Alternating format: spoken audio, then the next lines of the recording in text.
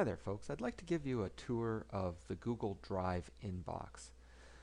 In Google Drive, as you create and store more documents, you'll have a list of all the different files that you've made, and that becomes your Google Drive inbox.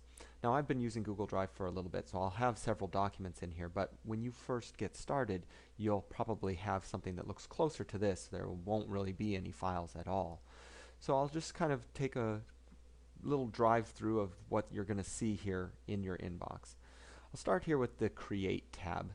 When you click on that, you're going to see several different options. You can create folders, and just like in other Windows applications, you can also create subfolders within those folders for organizing all of your files and documents.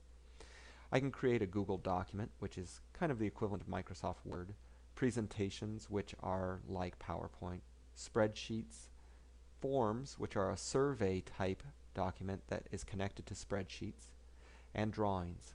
There are also apps out there that connect with your Google Drive account and store the files that you make. For instance, this Video Notes app stores the video files that are made in that program in my Google Drive. The next tab over is the Upload tab, and that's what you'll use to upload files or folders that you have currently stored on your computer. My recommendation is not to take your entire hard drive and upload it to Google Drive, but be selective about what files and folders you think you'll need to have accessible via the cloud storage or for editing purposes in Google Docs. My Drive is where you'll find all of the documents that you've either created or uploaded. So I'm going to click on that now, and you'll see I've got lots and lots of different documents and folders that are available here, and there's also an arrow here that I can click on that will open up and drill down into all of the different folders that I have and subfolders, etc. So I'll just close that up. Below that is the Shared with Me tab. Shared with Me are all of the different files and folders that others have shared to you. So if you are not the original owner or creator of a document, this is where you'll find those files and folders. Starred items are going to be files or folders that have high priority or importance to you.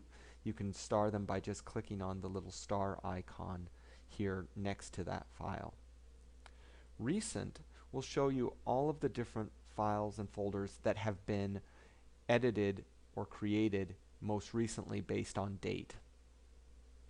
Below that you'll find a More tab, and the Activity tab is one that is similar to the Recent tab. I won't go into great detail on that right now. Offline will give you the option, if you're using the Chrome browser, to access your Google Docs in an offline mode if you don't have internet. This is particularly useful if you're in a Chromebook setting with students who are taking their device home and may not have internet access. You're going to want to have them come over, click on that offline setting, and use that so that they can access their documents and edit them in an offline mode. All items will just kind of cram everything, your personal documents and also the shared items, all into one long list. Trash, of course, is where things that have been deleted go. And then you can do sorts by the different types of documents. So if I just want to look at documents that are presentations, I can query by just those, or I can go and look at documents just by spreadsheets and see only those documents as well. There are some other different ways to do sorts. You can do a list view, and you can also switch to a grid view. And then you have a settings tab here that allows you to change how it's displaying on your screen, and then some of the other settings and keyboard shortcuts, etc. The other thing that I'll point out is that Google is a search engine, so if you are looking for a file and you're not the most organized person in the world, this search bar is really handy. So if I just start typing in PD to find the different documents that relate to professional development, I can get to them very quickly based on keywords both in the title and keywords from within the documents themselves. So that's a little quick tour of the Google Drive inbox.